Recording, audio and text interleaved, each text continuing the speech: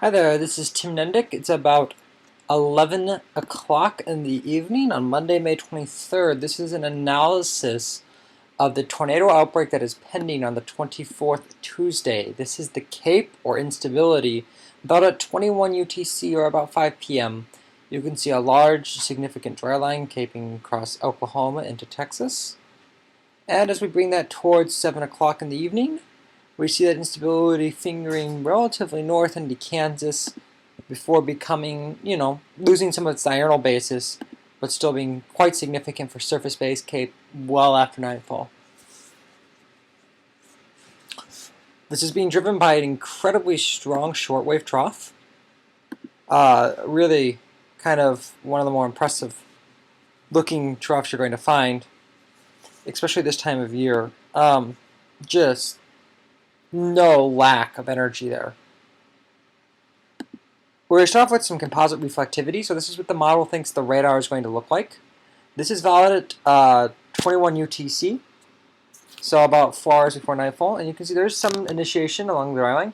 You can see these discrete supercells along Oklahoma into Texas, along with a complex here across northern Missouri. Now there's a warm front draping across this way and a dry line draping this way. Eventually the model progs these to merge and brings them through the night. And certainly, a kind of a rare case, nightfall certainly will not spell the end of these storms, and indeed may actually spell the most tornadic cycle. We really hope that this is a one-day event, although it does appear to be a two-day event at this time. So back at 21 UTC, we're going to look really quickly at two of the most important measurements before doing some sound analysis. We've looked at Cape or instability. We're going to look at helicity in the lowest kilometer of the air. And this is where tomorrow really just gets its teeth. These values are extraordinarily high. Not historic or anything, but certainly at the upper end of the spectrum of expectation. And we can see here, even in this run, this is quite late at night. This is 3 UTC, or right around midnight, a little before midnight. And just really incredible sheer up and down the entire system. If we go a little deeper view of this, the 3-kilometer view, you can see this area is really maximized around the Emporia to Wichita. If we take this and we multiply it by the Cape, the first parameter we saw, divide it by a bulk constant, I think it's 162,800, you get something called the EHI, which is an integer. And as you can tell, these are off the scale. For 3-kilometer, I tend to be kind of peaked by 3.5s or more. So this incredible amount of EHI here is extraordinarily concerning. Of course, this is for 3 UTC and after nightfall, and so relatively irrelevant from a chasing standpoint. Although going back to nightfall, we do see that EHI max around, say, Hutchinson, Kansas, along with a secondary max around, say, Wichita, although that match, again, this is for 3-kilometer, does extend almost to the Kansas City metro area, where the warm front does cut it off. Looking lower in the atmosphere at that time, again, we see that warm front along with the frontal dry lines influences. Importantly, these storms will not be moving all that quickly. Here's a storm motion forecast, and while there is a tongue of good motion along the dry line, which is not unusual for this time of year, it does appear anything that can form north will be moving along at kind of a leisurely, even just 15 knots. Very easy to chase, especially along the warm front.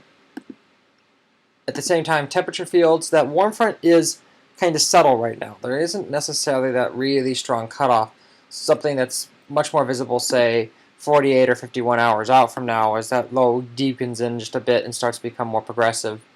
And actually that stronger warm front may lead to be a really big firing system for thunderstorms on Wednesday, and that does look like a very potent thunderstorm at this time. The 18Z forecast here, even in Kansas City, is quite impressive. All of this will be happening with an extraordinarily strong dry point and extraordinarily moist warm sector, so we'll be watching very carefully, but some of these values would suggest that HP supercells would be probably the likely mode, which is another reason to consider this warm front area. Unfortunately, that convergent wind is just not quite strong enough. Looking at the surface winds here, we do see a little turning with height, especially right along the a little turning with latitude here, and that's definitely interesting to me. But if we look at instability and look at the cap, measured through something called convective inhibition index, or CIN, we do see that this particular area, again this is at 0Z, does have a relatively strong cap over it still. The kind of uninhibited area does seem to exist more over central and southern Kansas. And going back in time here, that area is capped at 21 UTC, so I would not expect initiation until about 3 hours before nightfall. That makes chasing a distance away somewhat less appealing, although still quite interesting. So we're going to say that this area in here, this lowest sin area, is the most interesting. First, we're going to pick an area kind of north towards, say, Kansas City, where, for personal reasons, I would like storms to form. Rather not burn a whole tank of gas just getting there and another tank getting back. This is a sounding over by Emporia. Emporia is at the intersection of these two roads right here. We do see a pretty significant cap here. Mixing the parcels shows this cap would be inhibition. With proper forcing, we could probably get around that, although parcel theory here would be pretty interesting. Of course, at this time, the sounding's pretty much unreal. We just don't see that. Plotting a little farther south where that cap should be gone, let's say halfway between Emporia and Wichita.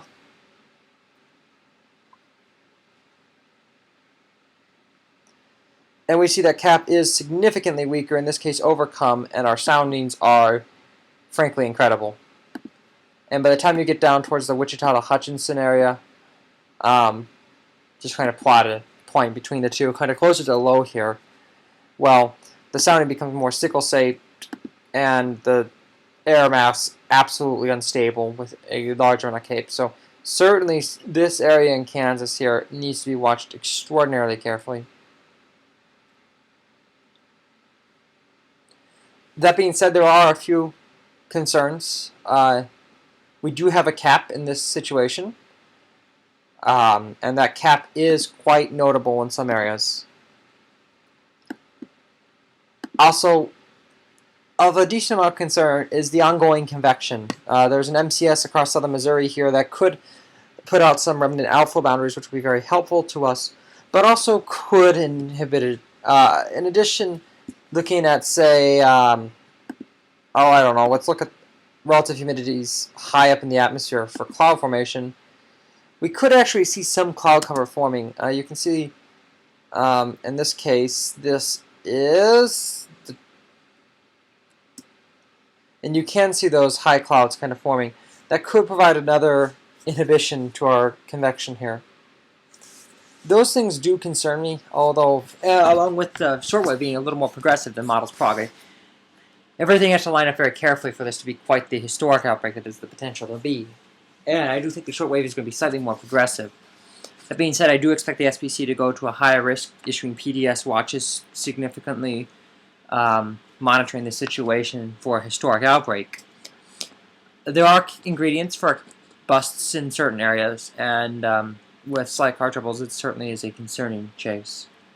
That being said, this is still an incredible opportunity over today and tomorrow, one that bears incredibly careful merit watching from points of Oklahoma City to Wichita to Kansas City to tomorrow, points like St. Louis. That entire area is in deep potential for thunderstorms. And I'll be closely monitoring it and hopefully getting in the field, getting some images, and providing some reports to the National Weather Service as possible. I'll be live tweeting this and updating on Facebook as possible from the road. And I'll let you know any plans if I do go out. Right now I do expect that this is one of the best 3 or 4 days of the year, and certainly one of the more reachable versions of that.